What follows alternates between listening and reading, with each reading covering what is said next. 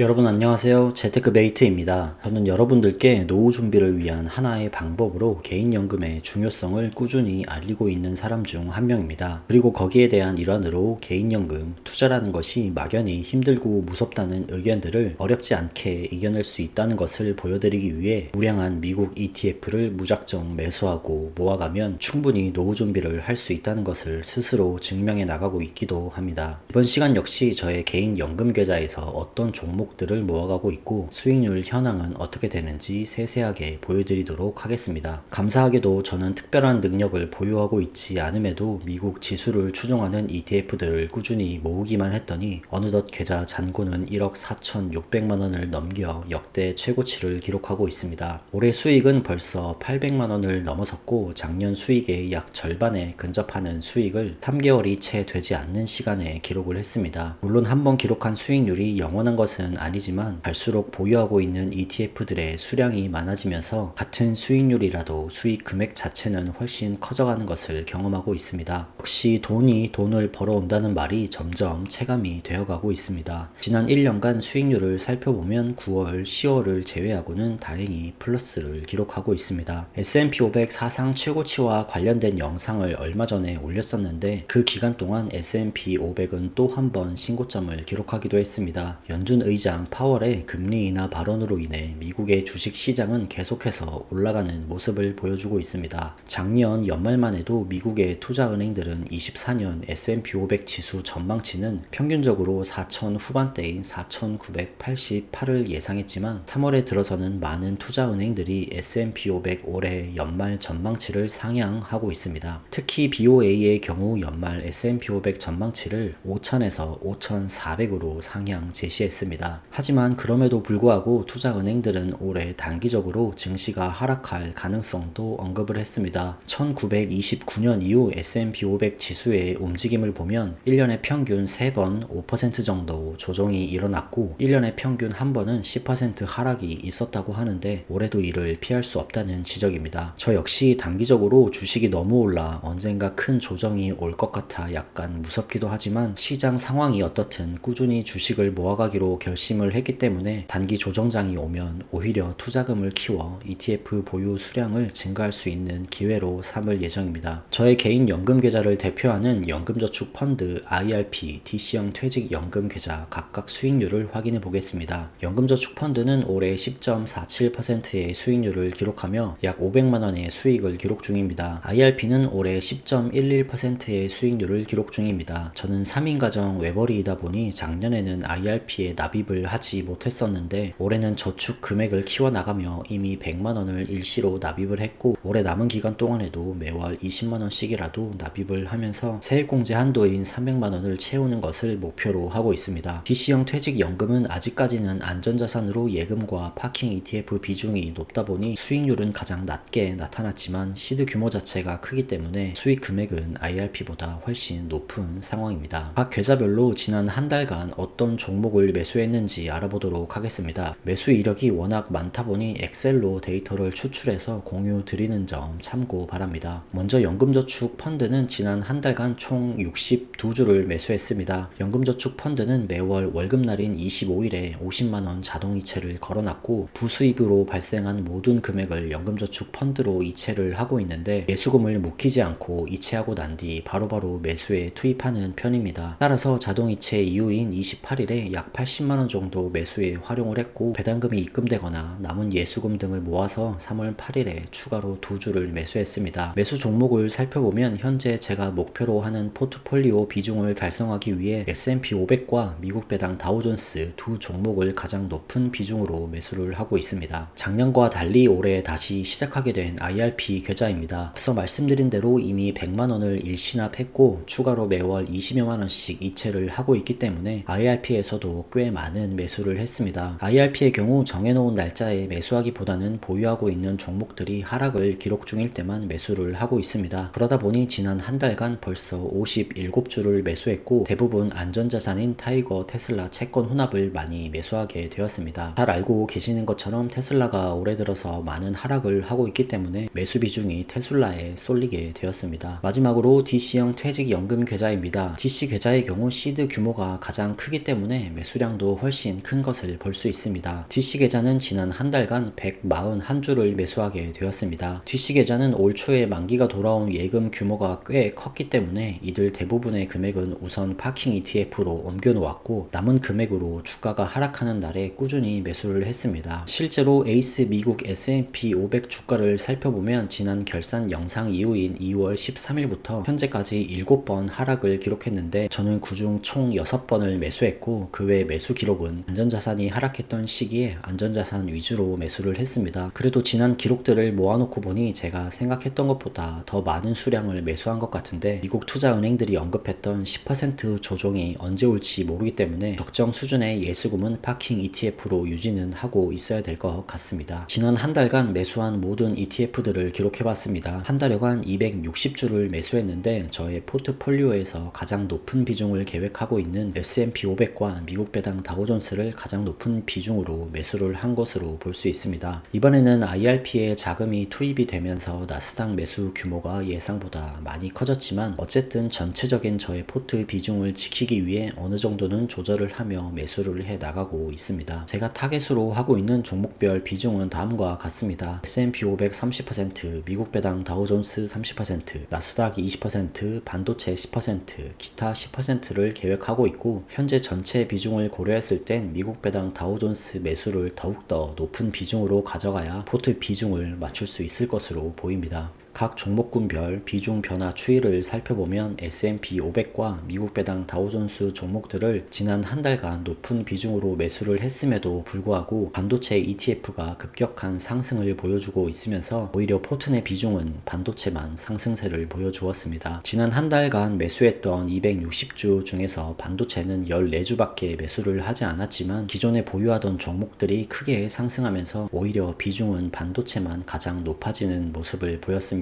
안전자산을 제외한 제가 보유하고 있는 전체 종목 리스트입니다. 앞서 현재 포트 내 비중에서 유일하게 상승한 종목군이 반도체였는데, 보시는 것처럼 주가가 크게 상승하면서 보유 수량이 크게 늘지 않았음에도 비중은 증가하게 되었습니다. 앞으로 당분간은 제가 보유하고 있는 종목 수 자체는 여기에서 크게 변화는 없을 것으로 예상이 됩니다. 현재도 보유 종목 수 자체가 적은 편은 아니기 때문에 보유하고 있는 종목들의 수량을 늘리는데 더욱 집중을 해야 될 것으로 보이고, 아마 언제가 될지 모르겠지만 빅테크 기업들이 크게 하락을 하는 시기가 온다면 에이스 미국 빅테크 탑7 정도만 추가로 매수를 하게 되지 않을까 생각을 하고 있습니다. 이어서 배당금 수령 현황도 알아보도록 하겠습니다. 저는 작년 23년 한 해 동안 연금계좌에서 약 74만원의 배당금을 수령했지만, 올해는 3월 초인 현재 기준으로 이미 약 35만원의 배당금을 수령하면서 작년 기준 46.5%, 거의 절반에 달하는 배당금을 약 3개월 만에 기록을 하게 되었습니다. 제가 보유하고 있는 종목 특성상 월배당 상품들을 제외하면 분기배당 종목들이 3월에는 배당금이 들어오지 않아서 3월 배당금 규모는 적은 편이지만, 그럼에도 불구하고 보유 수량 증가에 따라 작년 대비 훨씬 더 가파르게 배당금 수령 비중이 증가하고 있습니다. 3개월치만 따로 비교를 해보면 그 비중이 얼마나 증가했는지 더 쉽게 알 수 있습니다. 23년의 경우 3월까지 3개월간 약 9만원의 배당금을 수령했지만, 올해는 약 35만원에 달하는 배당금을 받으면서 3개월 합산 기준으로 전년 대비 3.7배 상승을 했습니다. 4월에는 또 분기배당 종목들의 배당금이 들어올 예정이기 때문에 격차는 더욱더 벌어지지 않을까 기대가 됩니다. 올해는 이러한 추세를 쭉 유지하면서 23년도 대비 약 3배 정도에 달하는 배당금을 수령할 수 있기를 기대하고 있습니다. 지금까지 24년 들어서 벌써 세 번째 결산 시간을 가져봤습니다. 제가 매월 정해진 기간 동안 결산 영상을 준비하기에는 채널 규모상 꾸준히 방문해 주시는 분들이 적기 때문에 제가 시간이 될 때 이렇게 한 번씩 결산 영상을 준비하고 있습니다. 다음 결산 영상은 단기적인 하락장이 찾아오고 오히려 매수 규모를 더 크게 키우는 것을 한번 보여드리면 어떨까 생각을 하고 있습니다. 사실 하락장이 찾아오면 많은 사람들이 주식에 대한 이야기를 입 밖에 꺼내는 것을 좋아하지 않게 되는데, 그런 상황에서 같은 길을 걸어가고 있는 누군가가 먼저 적극적인 모습을 보여준다면 긍정적인 효과가 있지 않을까 생각을 해봅니다. 더 큰 상승을 맞이하기 위해서는 언젠가 조정장은 반드시 찾아올 것입니다. 하지만 그럴 때일수록 늘 그래왔듯이 꾸준한 매수만이 유일한 돌파구가 될 것이라 생각을 합니다. 그럼 오늘 영상은 여기까지입니다. 도움이 되셨다면 구독과 좋아요 부탁드립니다. 다음 영상에서도 더욱 유익하고 도움되는 영상으로 찾아뵙겠습니다. 시청해주셔서 감사합니다.